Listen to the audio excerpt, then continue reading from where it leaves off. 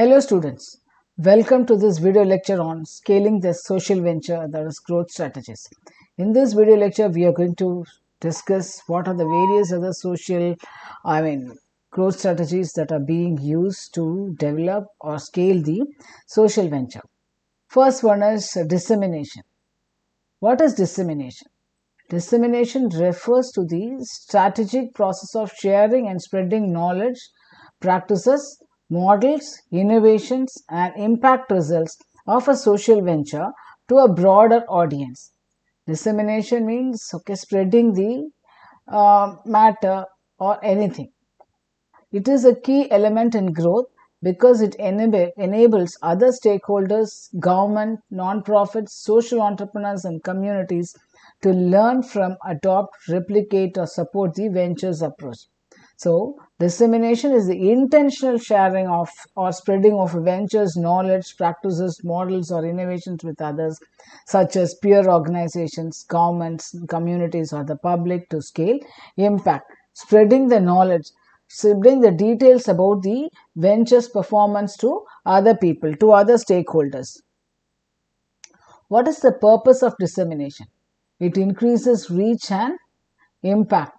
By sharing successful models or methods, the venture can expand its influence beyond direct operations. It attracts partnerships and fundings. So, well-documented impact and visibility make the venture more attractive to donors, government agencies, and investors. Policy influence. When evidence and results are shared with policymakers, it can inspire systemic change or support for similar programs at scale. It enables replication. Other organizations or entrepreneurs can adapt this model in different contexts, multiplying the impact without direct organizational expansion. So, what are the methods of dissemination? So, publications and reports, annual reports, white papers, case studies, and research papers that document the venture's methods, outcomes, and lessons learned. It helps build credibility and shares data with the funders and peers. Of course, you would have seen in newspapers quarterly report of some company, annual report of some company, and half-yearly report of some company. So, these are the ways to publicize your company's performance. This is called dissemination. Conferences and events. Speaking at national, international forums raises visibility and positions the venture as a thought leader. Training and capacity building workshops, providing toolkits, training materials, and workshops to equip others with the knowledge to replicate the model. And online media and platforms, websites, social media, podcasts, blogs, and webinars allow for large-scale, low-cost dissemination. So, digital media can be used to publicize your performance, your activities. Engaging videos or storytelling content can humanize data and increase emotional connection. Partnerships and alliances. Collaborating with NGOs, government bodies, or academic institutions to spread and implement the model in new areas. Franchising or open sourcing the model.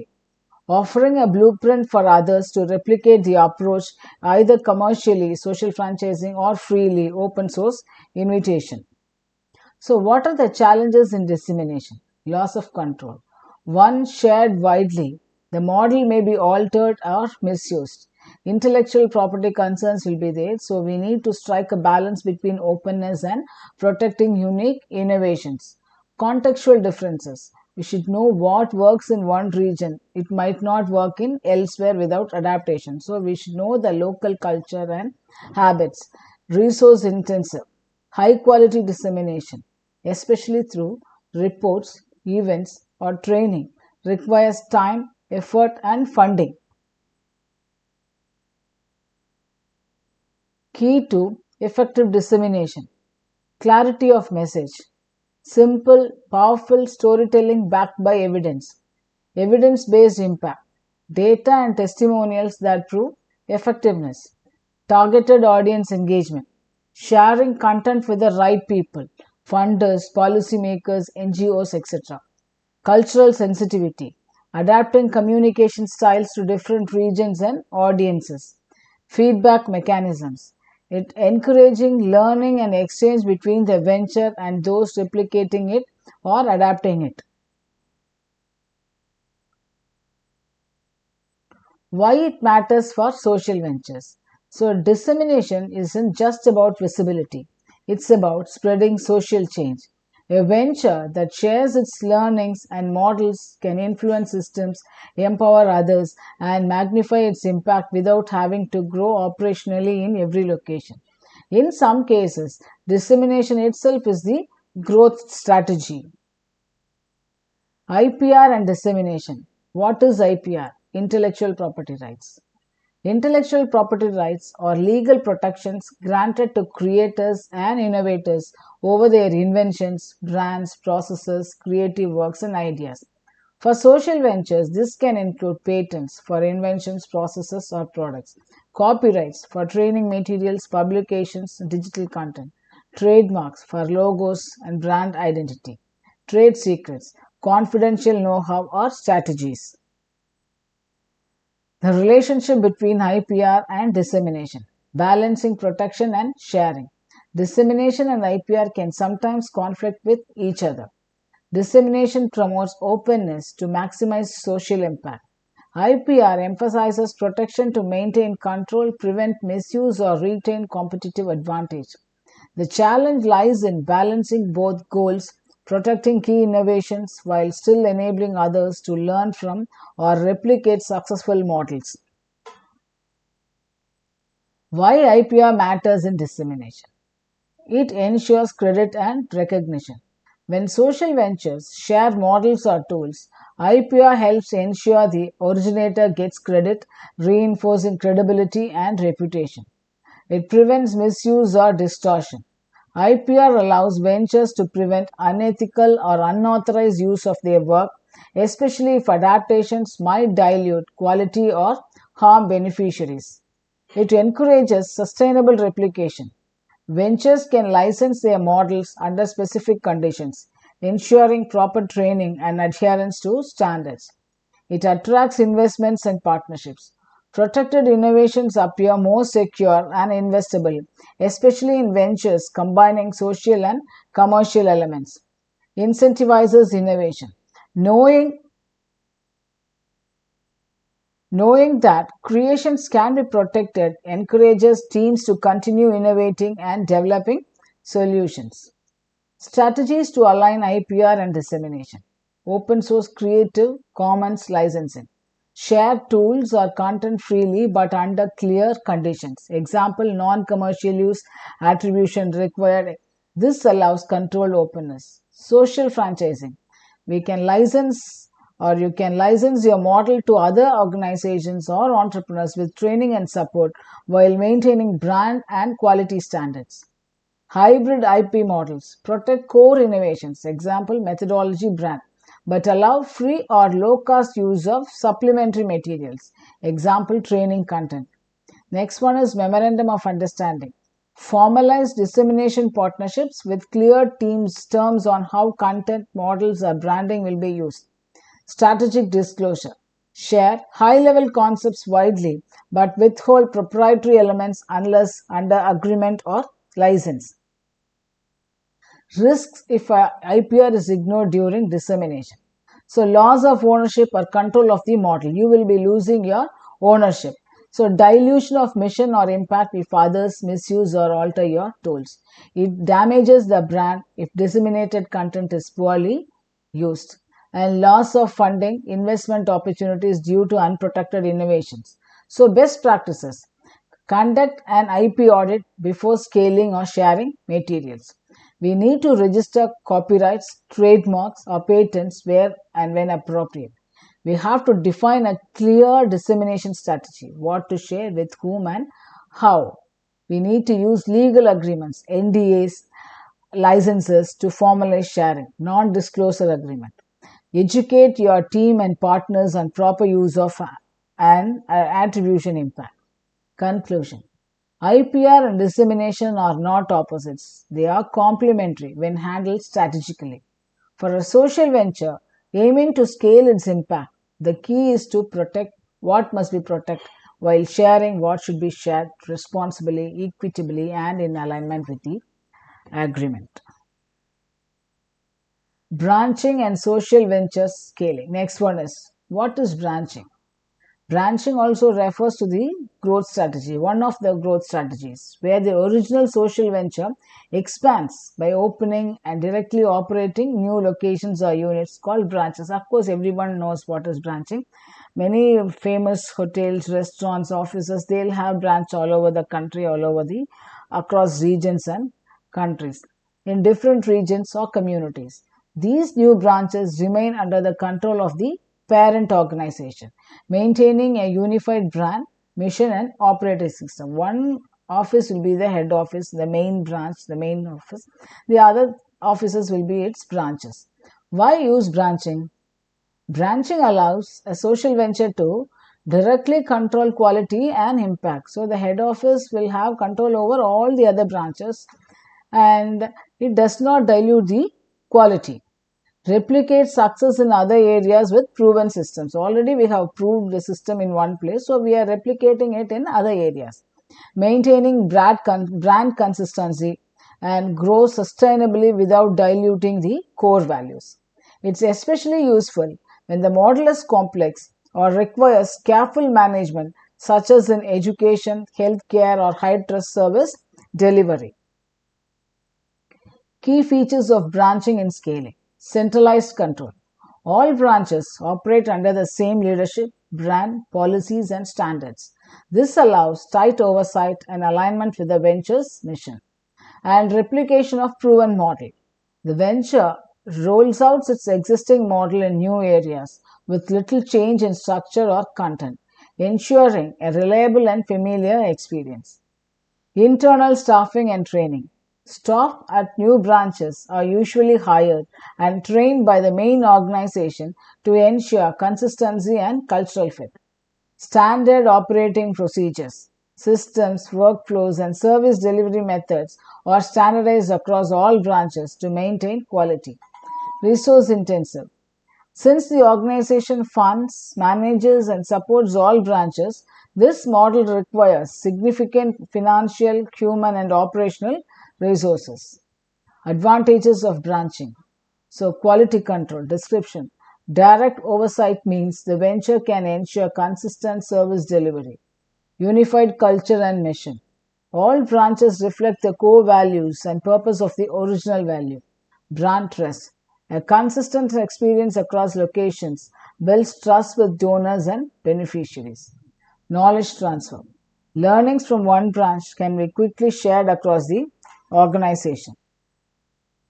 Challenges of branching. High cost of expansion. So, branching requires significant capital investment for infrastructure, staffing, and other operations. Management complexity. So, managing multiple branches increases operational demands and coordination challenges. Slow growth. Compared to franchising or dissemination, branching is slower since the parent must establish each branch. Risk of centralized bottlenecks. Too much control can stifle local innovation and responsiveness to community needs. So, when to use branching as a scaling? Branching works best when the venture has a highly sensitive or regulated service, example, healthcare and education. Maintaining strict control over service quality is non-negotiable. It cannot be compromised under any circumstance. The venture has sufficient funding and managerial capacity. There is a strong organizational culture that must be preserved. The target impact areas are relatively homogeneous or can adopt a single model with minimal adjustments. Everything will be similar. When to use branching as a scaling? Aravind Eye Care. It opened multiple branches across India, all operated under the same core principles of affordability, efficiency, and quality eye care. Teach for All, modified branching. Same national partners like Teach for India started as branches under the umbrella of a larger organization but later evolved into independent models. Comparison with other scaling strategies. Branching. Ownership is retained, control is high, speed is moderate, cost is also high. Franchising. Ownership is shared, Control is medium. Speed faster. Cost is also medium. Dissemination. Ownership is shared and open. Control is very less. Speed fastest. Cost low. Affiliation and networks. Mixed, variable, medium, and variable. Summary. Branching is a strong, reliable scaling model when an organization wants to protect its core mission, ensure quality, and maintain brand consistency. Even it comes at the cost of slower, more resource heavy growth. It's a grow deep before growing wide strategy. Affiliation and social venture scaling. This is another method. So, what is affiliation? Affiliation is a scaling strategy where a central social venture partners with other independent organizations or individuals, allowing them to operate under a shared mission, brand, or model, but with considerable autonomy. Affiliates are not branches owned, controlled by the parent, nor franchises, nor licensed for strict replication. Rather, they are linked by shared values, goals, and practices, but maintain their own legal and operational independence. Key features of affiliation: shared vision and purpose. All affiliates commit to a common social goal or framework. Example: improving education, fighting poverty, though each may operate differently. Independent governance. Each affiliate has its own board, staff, funding sources, and decision making authority, though coordination may exist through a central hub or support network. Flexible replication. Affiliates may adapt the model to local contexts, modifying content or operations based on regional needs. Collaboration and mutual learning. Affiliates often share best practices, innovations, and resources through meetings, conferences, or digital platforms. Why use affiliation as a scaling strategy? It enables rapid scaling without the need for centralized ownership or heavy funding. Encourages innovation and local responsiveness since affiliates can tailor solutions to their communities. It helps build a global or national movement united by shared identity and purpose. Advantage: local adaptation. Affiliates can tailor the model to fit their cultural, economic, or social context. Lower cost of expansion. Parent organization doesn't fund or manage new units directly. Wide reach. Affiliates can operate in diverse geographies, multiplying impact. Peer support and learning. Members share tools, ideas, and lessons across the network. Resilience and decentralization. The failure of one affiliate doesn't threaten the entire network.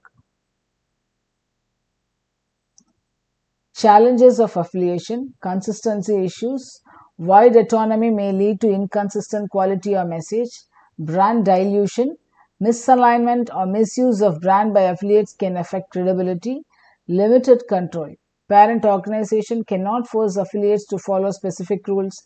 Coordination difficulties. Managing communication standards and relationships across affiliates can be complex. Examples of affiliation models: Ashoka Fellows. Ashoka supports a global network of social entrepreneurs who remain autonomous but share a common identity as Ashoka Fellows. Teach for All Network. Independent national organizations like Teach for India, Teach for Ghana operate under a shared global mission but design their own models. Habitat for Humanity. Local affiliates. Local affiliates operate semi-independently, adapting building strategies to local housing needs while aligning with the global brand. Affiliation works best when the venture wants to build a movement or community of practice, not just replicate a model. Local flexibility and innovation are critical to success. The organization has limited funds for direct growth. The mission benefits from being locally rooted but globally connected. Summary: affiliation allows social ventures to scale with flexibility, autonomy, and shared identity. It's a powerful model for creating large, distributed networks of changemakers who are aligned in purpose but diverse in execution. It prioritizes collective impact over centralized control. Thank you.